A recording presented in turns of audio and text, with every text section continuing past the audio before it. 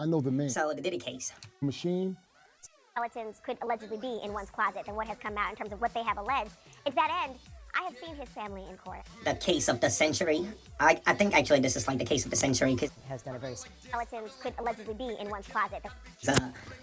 When you really think about it, I don't think any other case has been talked about this much. Family in court. I've seen his mother, his sister, his children, his daughters, of course his sons are there. When you really think about it, I don't think any other case has been talked about this much. I'm not the youngest among them. What has it been like for his children, some of whom lost their mother tragically? In the media. I mean, Epstein, that was a big deal, but I think Diddy's case seemed to be a little bit more popular. Just 2 years ago. Yeah, and I want people to understand that as well. These are children, right? I'm actually this guy who seems to support P Diddy. That's brave of him. Right? That the only living parent is Puff, right? They have to sit there maybe 10 feet, 15 feet away from their father. They can't hug him, they can't kiss him. They got to whisper to him. Because the way the media has turned the entire world, or he's trying to turn the entire world against Puff Daddy and the allegation against him, it's almost like the signs and stuff like that to show them that they love him. And you know, it's heartbreaking for the girls. He wasn't there for the graduation. He wasn't there for the prom. You know, he wasn't there to to send him off to school. In the word of public opinion, P Diddy's guilty already. It's almost like none of that. So it's heartbreaking. You know, I did have a conversation last time we had Suge Knight on the program, and he was calling in from prison, and he was talking. What is going on in court right now does not even matter. It's almost like he's been found guilty by the court of public opinion, and the media wants that. Similarly, what you talked about whether Diddy should testify, he seemed to think that it was in his best interest to testify, otherwise people would feel like he had something to hide. Now, obviously, that is what I think I'm witnessing. I'm not sure what you think, but from what I've been seeing, everybody is Diddy bashing. What I mean, the no Diddy, no Diddy, no Diddy. You know, you used to hear a lot of people saying that. I've not heard that in quite a while. Obviously, the jurors are going to be instructed that you cannot hold against somebody who doesn't choose to testify. Right. But one thing he did say was he believed that Diddy would be okay because he thinks that President Trump would ultimately pardon him. I guess, just like everything else, things get old. So that no Diddy comment is getting old. Anybody who is still saying no Diddy, that's played out now. If he were convicted. President Trump was asked about that today, and if he would pardon Combs. He didn't dismiss the idea. You know, it's just like every other thing in the pop culture. It comes and it goes. You know, once it was popular, and a couple of decades later, if you're still the only one left saying no Diddy, it would have been looked as cool as it once was when it first started, if you know what I'm saying. But if Combs is pardoned, do you think, if convicted, will the president pardon him? I would hope that he do. I would hope that he would look at this case and see that this is a bunch of trumped up charges. So, but I think it's brave of this guy wearing all this Puff memorabilia. Or, you know, like, he has Puff Daddy hats, he has a Puff shirt, you know, the sweats, which Because if you look at it, only thing they've shown you, right, to date, this is probably the second, third week of trial, right? Everything the government promised you, they have yet to show you. I think it's pretty brave of him, and I think that says a lot about him, that he is willing to hold his friend down, regardless of how the world may feel about that person. They promised you all this stuff. Only thing they showed you was domestic violence, drug abuse. They have not shown you the machine, and they have not shown you. I really like this. I really like women. I think that is a strong trait to have. It's always good to have somebody like that on your corner. Of course, most people would probably say, yeah, of course, you know, Diddy is a rich guy. He's almost a billionaire. So, of course, this guy would stand by his side hoping to get rewarded for being loyal. They showed you the man, and they showed you drug addiction, domestic violence. They haven't showed you anything else. In this case, it's not about domestic violence. It's about the other charges that they brought to abort. I don't care what you think, but I don't know what you think. But regardless of what it is, as much as Diddy is being bashed by the media, it's always good to see somebody being bold enough to want to speak out in Diddy's defense, regardless of how America may feel about it. You know, domestic violence is something I'm against. Like that video with Cassie and Diddy actually beating Cassie, that was like the biggest blow. And they have yet to prove that. Well, of course, they will try to show these so-called predicate crimes fall into what you described, but hearing about domestic violence, about the drugs, were you surprised when that testimony came in? Do you believe any of it? That was the biggest blow. You know, we've heard about domestic violence of men beating women or women beating men. It's always men beating women. Whenever it's a woman beating a man, it never gets reported, or it barely gets reported. I mean, you saw what I said. So, the drugs, I was surprised about the drugs. I don't know Puff to do that, right?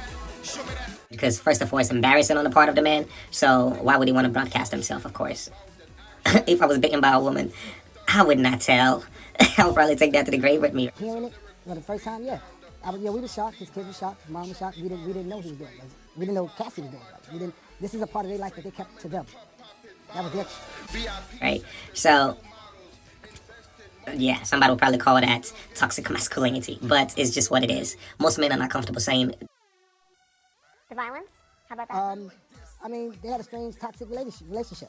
You know what I'm saying? John B had a record a long time ago, and the song went, "They Don't Know About Us." That's their connection. That's their love. That's their strange way of connecting. Who would want to admit that his woman beats him as a guy?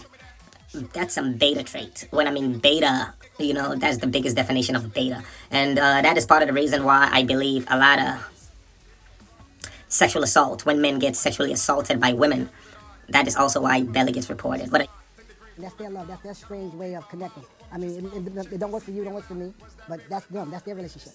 On day 13, here we are, the trial of Sean Diddy Combs. There was a tense back and forth. you're gonna say, "Oh my God, she grabbed my ass."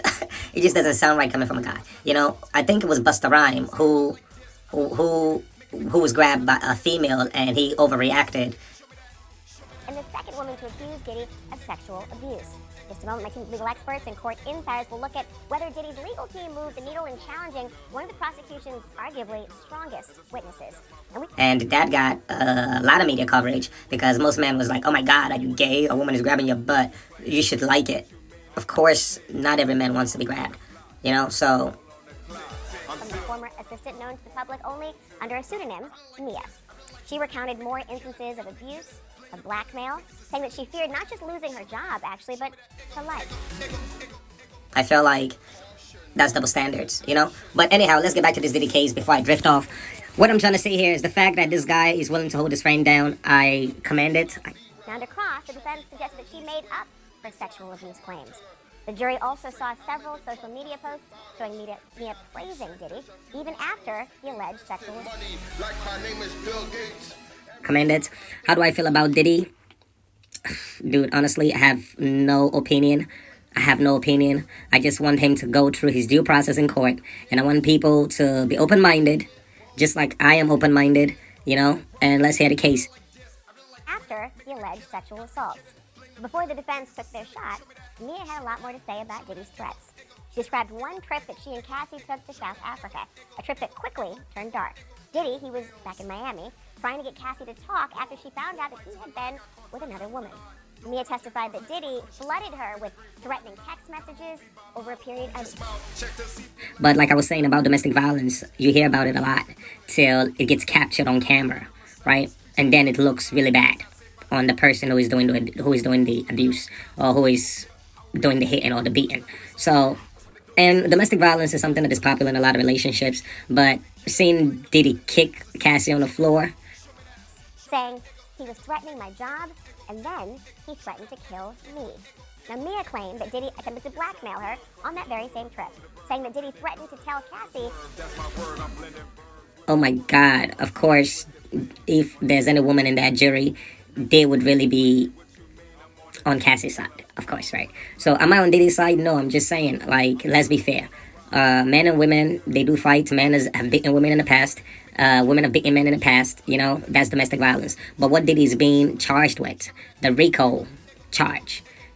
Done to Mia, as if the alleged sexual abuse was somehow Mia's fault or that she was a willing participant. The jury saw one text from Diddy to Mia that said this: "If you don't call me now, F it all, and I'm gonna tell everything, and don't ever speak to me again. You have 2 minutes. F her." Now, Mia eventually left her job in 2017, but that wasn't the last time she heard from Diddy. She told the court that Diddy and his longtime security guard, men as mentioned throughout the entire trial, D-Rock, reached out to her. When? Well, it was after Cassie's lawsuit was filed in 2023, saying Puff wanted D-Rock to get me and make sure It's that, like, I don't know if if that has been proved yet, or if that has been proven yet. So the testimony from Cassie's friend, I was just listening to it from CNN. Yeah, and then Diddy's defense questioning her back and the rebuttal, and it was just kind of like they're trying to find a crack in her story. They seem to be doing a pretty decent job.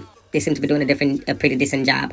And one thing that did catch my attention, like, I just found out Donald Trump pardoned NBA YoungBoy, and he's pardoned a lot of people within the past 3 months that he's became president, which I think it's a good thing. I think it's a good thing. You know, President Joe Biden pardoned so many people, especially a lot of his family members. So I feel like Trump pardoning people, I think he's not just doing it. He's not just pardoning the people that he likes. I'm sure he doesn't know NBA YoungBoy personally. He probably just looked into the case and found BS charges and is like, that's the reason why you want to keep this guy here. Nah, get him out. Get him out. Get him out. No, get him out. Get him out. So let's see what's going to happen. Is he going to actually chime in on the Diddy case? Is he going to look into it? Well, apparently,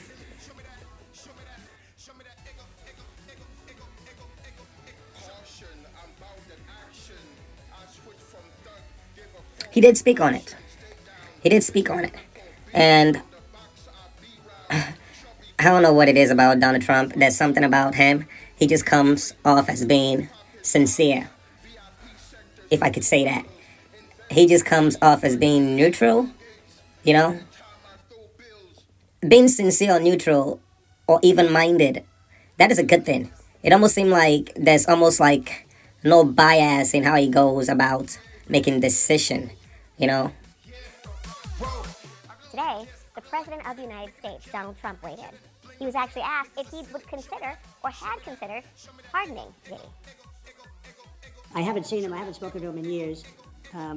He used to really like me a lot, but I think when I ran for politics, that relationship busted up from what I read. I would certainly look at the facts. If I think somebody was mistreated, whether they like me or don't like me, it wouldn't have any impact. Let's begin with editor-in-chief of All Rise News. Which I would commend. So let's see what happened in the Diddy case. Is he going to pardon P. Diddy? Should he pardon P. Diddy? Do P. Diddy deserve a pardon? Is Puff Daddy guilty of what he's being charged of? Not domestic violence, of course. If it was domestic violence, yeah, dude, you're guilty. We caught you red-handed. But the charges that the Fed are putting on Puff Daddy right now, if we did not have that video with him beating Cassie,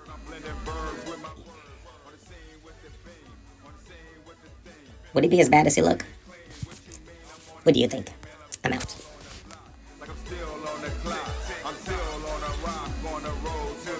I feel like this, I feel like winning, making a killing, got to be kidding, playing the villain, niggas are silly, show me that, show me that, show me that, ego. Caution, I'm bout that action. I switch from thug, give a corporate passion. Stay down, this a lyrical beat down. The boxer I be round, chubby bout to lose weight. Before I come, I tell her, don't lose faith. I'm in the club popping bottles. VIP sectors, a few models. Invested money like my name is Bill Gates. Every time I throw bills.